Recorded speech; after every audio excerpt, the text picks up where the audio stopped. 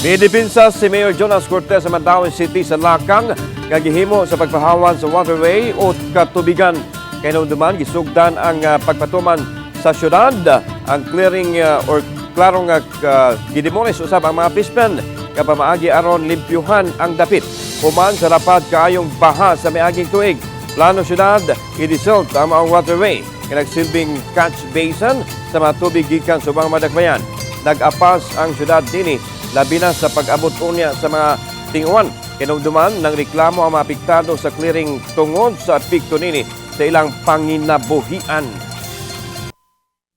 Ato naman silang kita nga livelihood no niya ang kuan sa doon wa masagay kuan doon fish pen karon considering na kuan, and it's high time for us nga mag-dredging kita sa maong kuan para mabalik ang katong bito no kaniya to ang bito nga ug naibaha paspas kay mo mawa ang baha ang punlong tubig.